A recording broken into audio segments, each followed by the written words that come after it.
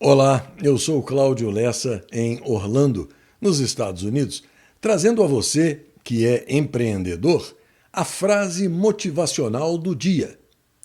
O cliente quer desconto, o funcionário quer aumento e o desgoverno quer imposto. Boa sorte! Hoje, 14 de outubro de 2025, é o dia do meteorologista, o Dia Nacional da Pecuária e o Dia Mundial da Padronização.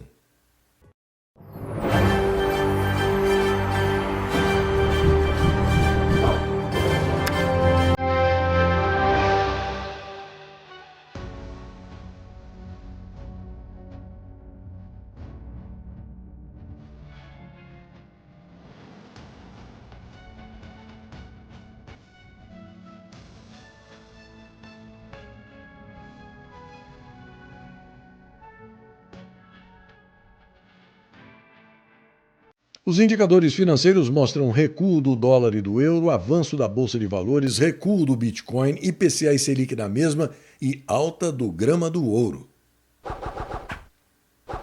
Em mais um episódio da série Ratos que abandonam o navio, o portal Space Liberdade traz a informação de que o indivíduo conhecido pelas alcunhas de Boca de Caçapa, ou Laxante, ou Sapão, estaria cogitando sair do Sindicato do Crime Organizado antes da data de aposentadoria, o que, para ele, seria apenas no ano de 2030.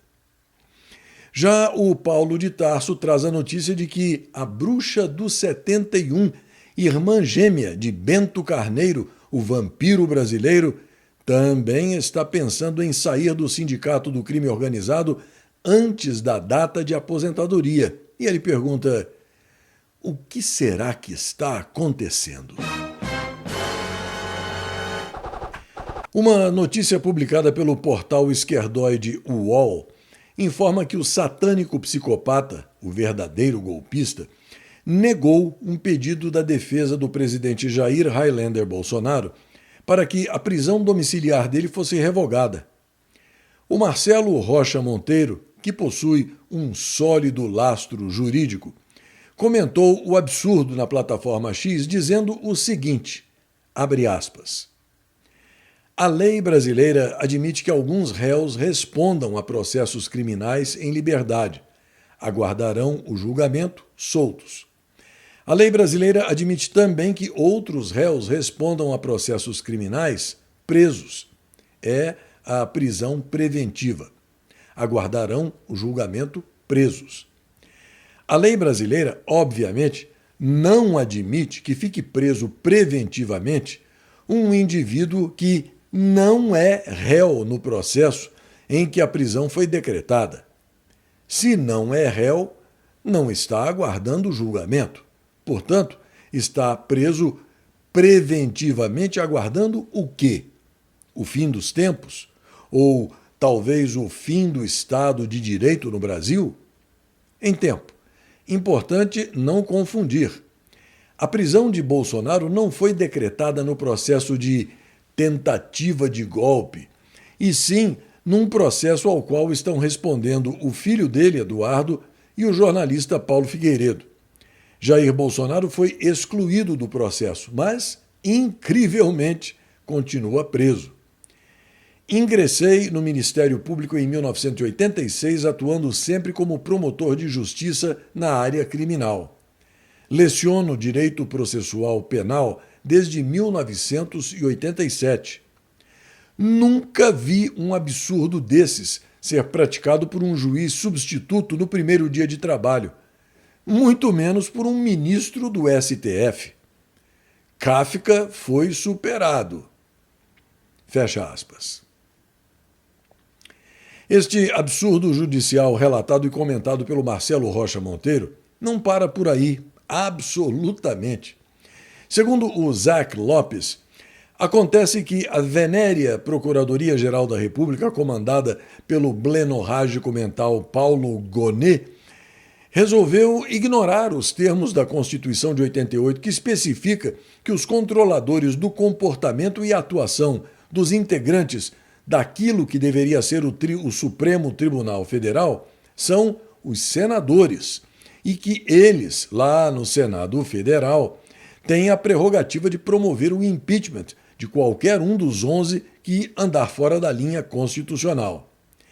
É evidente que para o atual PGR, um mero amarra-cachorro do satânico psicopata golpista, as folhas com o texto impresso da Constituição não devem servir nem para limpar o fiofó, já que não se dá atenção alguma ao que está escrito lá, por mais imperfeita que ela seja.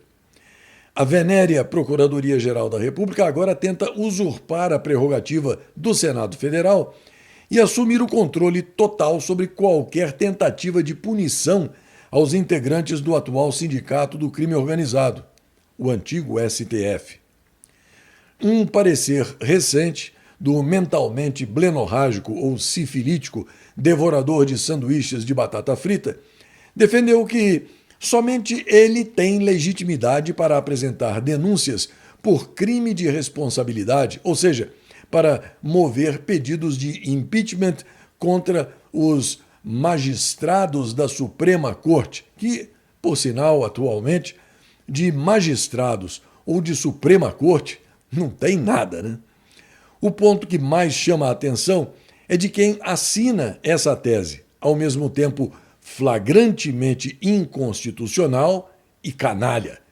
Ele mesmo, o atual venéreo Procurador-Geral da República, o mentalmente blenorrágico Paulo Gonet, ou Blenô. Como se não bastasse, a figurinha é amigo pessoal e mesmo ex-sócio do laxante Sapão no IDP, uma escolinha fundada pelo Boca de Caçapa e com laços próximos a outros integrantes da Pocilga.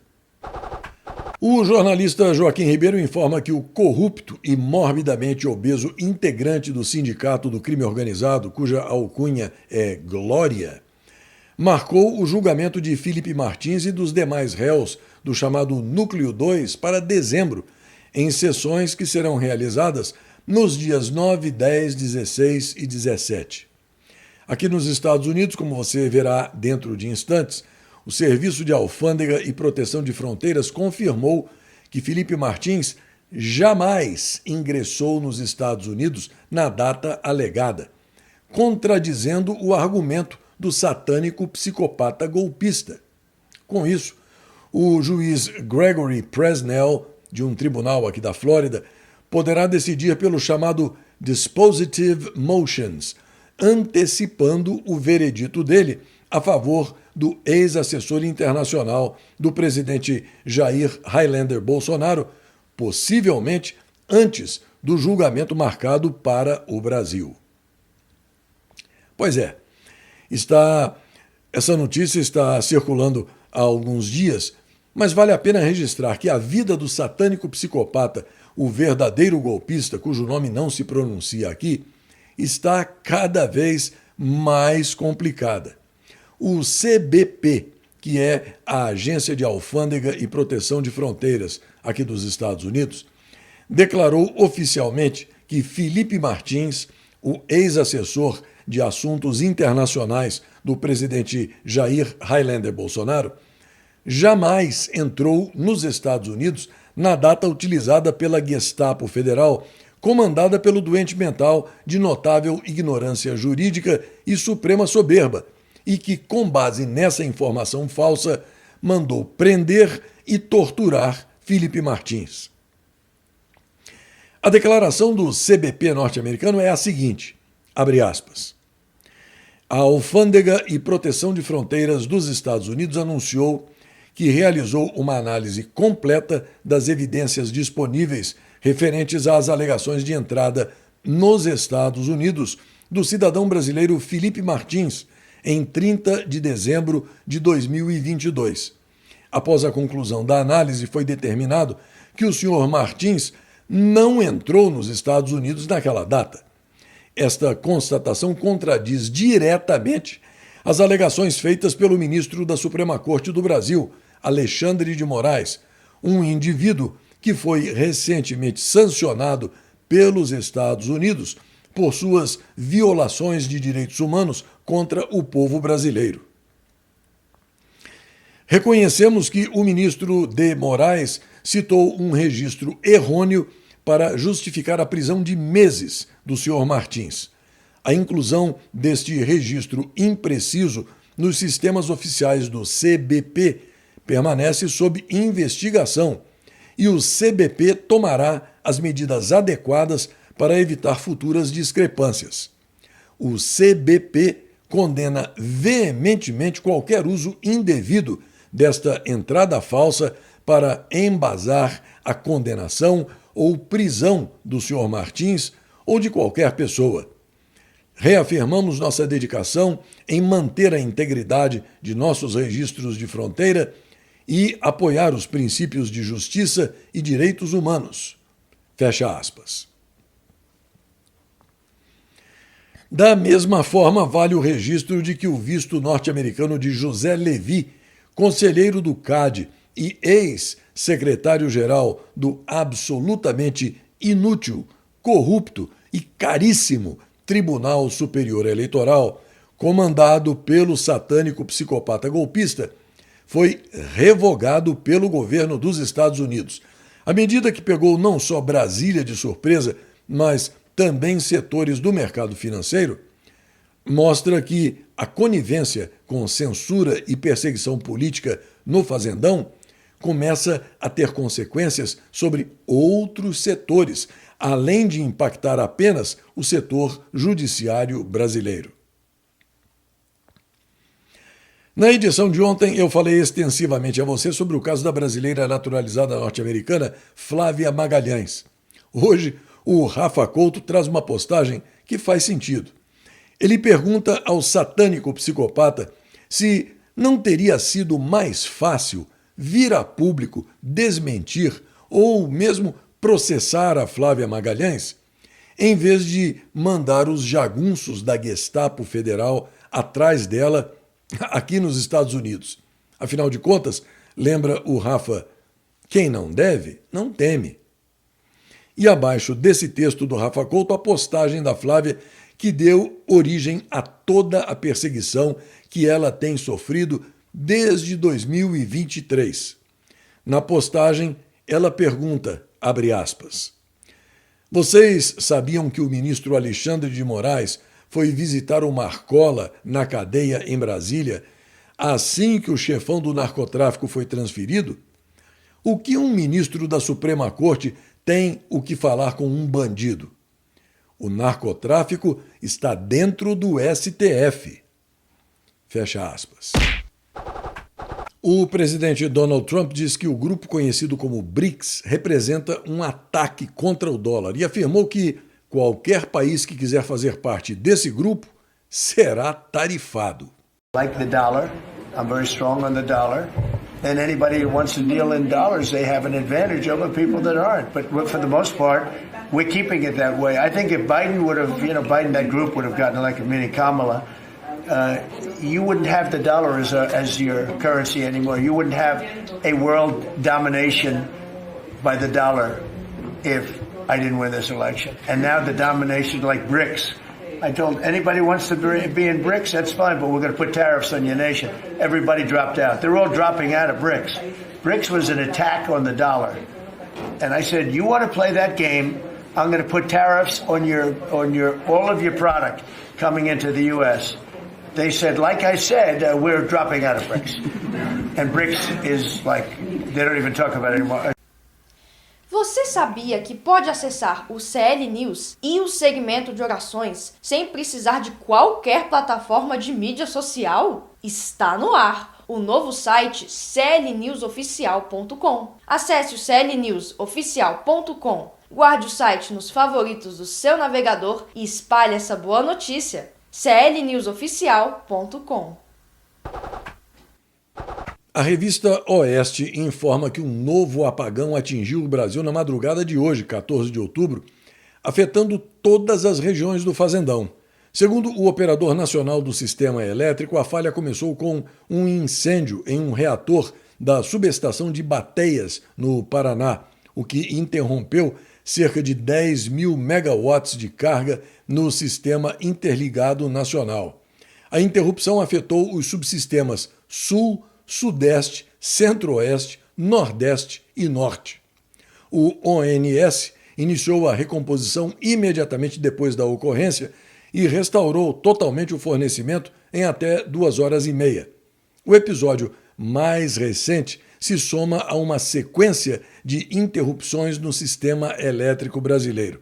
Em agosto de 2024, Acre e Rondônia ficaram totalmente sem energia e 2 meses depois, uma tempestade intensa deixou mais de 3 milhões de consumidores às escuras na Grande São Paulo. Em 2023, um apagão de grandes proporções afetou 25 estados e o Distrito Federal. Na ocasião, as regiões Norte e Nordeste ficaram isoladas do restante do fazendão por quase 6 horas, em um dos incidentes mais graves da década. O grupo terrorista Hamas anunciou hoje a entrega de mais 4 corpos de reféns israelenses. Horas antes do anúncio, autoridades israelenses haviam antecipado que a passagem de fronteira de Rafah, que conecta a faixa de Gaza com o Egito, permaneceria fechada pelo menos até amanhã. Além disso, Israel sinalizou que o ingresso de ajuda humanitária ao enclave será restringido como parte da pressão sobre o grupo islamista para que ele liberte os corpos que ainda mantém em seu poder. Israel notificou às Nações Unidas de que, a partir de amanhã, permitirá a entrada de apenas 300 caminhões com ajuda humanitária na faixa de Gaza, o que representa a metade do que havia sido acordado inicialmente. A restrição é ainda mais severa quanto ao fornecimento de energia.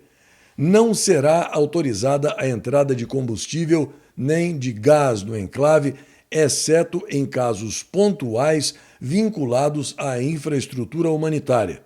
A informação consta em um documento acessado pela Reuters e teve sua autenticidade confirmada pela ONU. Um sinal inequívoco de que não existe diálogo possível com qualquer tipo de criminoso e que criminoso bom é criminoso morto, que terrorista bom é terrorista morto, foi dado pelos próprios terroristas do Hamas, que realizaram execuções públicas em massa na faixa de Gaza ontem, apenas algumas horas depois da assinatura de um tratado de paz com Israel, segundo vídeos que circulam nas redes sociais e foram verificados por veículos internacionais. As imagens mostram 8 homens espancados e vendados, ajoelhados em uma rua, antes de serem executados a tiros por militantes do Hamas, diante de uma multidão que aplaudia. De acordo com o grupo, as vítimas seriam criminosos e colaboradores de Israel, embora nenhuma prova tenha sido apresentada, segundo informação prestada pela BBC. Na revista Oeste, a notícia de que a líder da oposição venezuelana, Maria Corina Machado, afirmou que só poderá ir a Oslo, na Noruega, receber o Prêmio Nobel da Paz quando o podre narcoditador Nicolás Maduro sair do poder. Maria Corina permanece escondida devido a ameaças diretas contra a vida dela e só pensa em deixar o país sul-americano quando houver mudanças políticas reais. Numa entrevista a um jornal norueguês, ela explicou as dificuldades que tem para se locomover com liberdade e afirmou que a Venezuela deve ser livre. Como eu disse na edição de hoje do Jornal dos Jornais, são os ossos do ofício. O Papa, liderança máxima da Igreja Católica, é obrigado a receber e conversar com todo tipo de gente, de acordo com as regras do cerimonial do Vaticano. Ontem foi a vez de Leão XIV receber o maior ladrão da história do Brasil e de ser fotografado ao lado dele. A foto, no entanto, reflete inequivocamente o constrangimento, o incômodo de Leão XIV por ter do lado dele uma figura tão repugnante. Agora, pense bem. Se é difícil para o Papa Leão XIV, imagine como é difícil para milhões de brasileiros. Neste dia 14 de outubro, em 1884, o inventor norte-americano George Eastman recebia uma patente pelo novo filme fotográfico em rolo. Em 1926, o livro infantil Ursinho Pooh, de A. Milne, era publicado pela primeira vez. Em 1947, o piloto de testes norte-americano Charles Chuck Yeager quebrava a barreira do som no avião experimental Bell X-1. Em 1952, era fundada a CNBB, Conferência Nacional dos Bispos do Brasil, instituição hoje reduzida a um antro esquerdista. Em 1962, a crise dos mísseis de Cuba começava quando uma aeronave de reconhecimento norte-americana tirava fotografias dos mísseis balísticos soviéticos sendo instalados em Cuba. Em 1964, o pastor batista e ativista político norte-americano Martin Luther King Jr., que combatia a desigualdade racial através da não-violência, se tornava a pessoa mais jovem a receber o Prêmio Nobel da Paz. Em 1968, a primeira transmissão de televisão ao vivo por astronautas norte-americanos em órbita era realizada pela tripulação da Apollo 7. E em 2012, Felix Baumgartner, um paraquedista e base jumper austríaco, saltava com sucesso de um balão de hélio na estratosfera a 39 mil metros de altura e aterrissando no estado norte-americano do Novo México. Esta edição do CL News está quase terminando, mas eu aproveito aqui a oportunidade para agradecer a você, dessa grande família que me recebe na sua casa, que prestigia esse meu netjornal, que me envia mensagens, e dizer que eu leio todas as mensagens, embora eu nem sempre consiga responder individualmente por causa do acúmulo de trabalho, agora que eu faço tudo sozinho, né? Mas eu peço a você que continue escrevendo e peço também que você acesse e guarde o meu site clnewsoficial.com nos favoritos do seu navegador. Por favor, fale sobre o site com todos que você conhece para que esse jornal objetivo, isento, sem manipulação, mas com aquele toque de humor, também possa chegar até eles. Aqui vai um forte abraço para o Jorge de Vargas, para o Marcos Gualberto Oliveira, para Dirlene Santos, Adeilde Marques, J.D. Filho, José Nivaldo Camelo, Mônica Kuvardit e para o João Carlos Pereira Roque. E mais uma coisinha. Com essa história do metanol a coisa tá feia. Agora, nem mesmo os despachos de macumba estão confiando na cachaça. Até a próxima.